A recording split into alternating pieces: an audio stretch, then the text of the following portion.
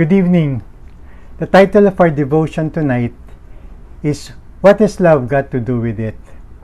Si Tina Turner, an artist, had a signature song called What Has Love Got to Do With It? Some of you might remember it. Sadly, the idea of the song is that love is irrelevant, that you don't need love in a relationship. It appears that she came from a difficult marriage, so we can imagine where she was coming from, the pain and the hurt that she endured. So she sang out her heart in this song, and it won a Grammy Award in 1985. But is love really irrelevant? If Paul were to answer the question, he would certainly say, of course not, absolutely not. On the contrary, he would say, love has got to do with everything. And our verse tonight is 1 Corinthians chapter 13, verse 2. It says, "And if I have all faith so as to remove mountains, but do not have love, I am nothing." According to 1 Corinthians chapter 13, faith without love is like fake news. It is not that you have nothing. Paul did not say that you have nothing, because you still have something. You still have the gifts, such as the gift of prophecy, speaking in tongues, gift of knowledge and understanding, and these gifts are great. But what Paul is saying is that I am nothing. It's almost like saying that even with the gifts, without love, I am irrelevant. I do not count. I am nothing as a Christian. This is what happened to the church in Ephesus. It was still a productive church, but one that had lost its first love. It was still a gifted church. The church was hardworking. They did not compromise their beliefs. They endured hardships and they persevered. But they had lost their first love.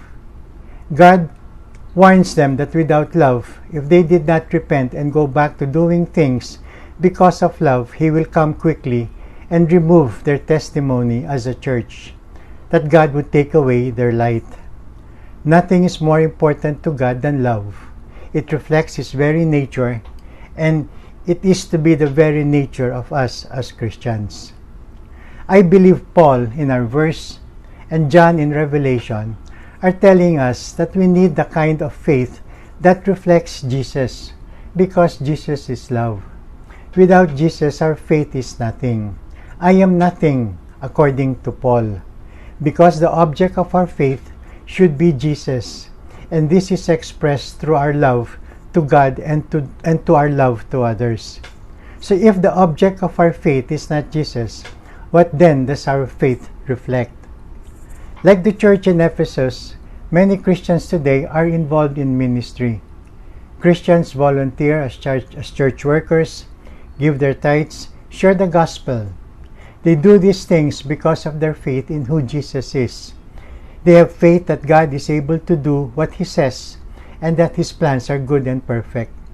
Their faith allows them to express this through love, for love is the fruit that comes from faith.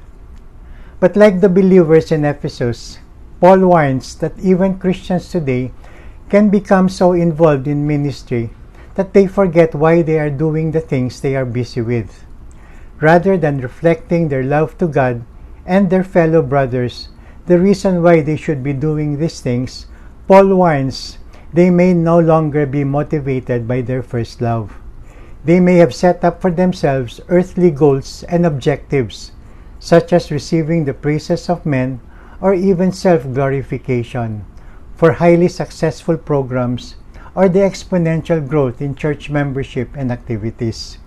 There is even the danger that if our faith is not expressed in love, our faith may be anchored in our faith itself, that I am able to do all things because of my faith rather than by the power of God. Galatians chapter 5 verse 6 tells us, the only thing that counts is faith expressing itself through love.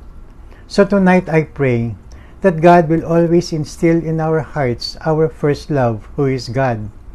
In all things, in every activity, we are moved by our love to God, our first love, and our love to others. Good night, and may God bless us all.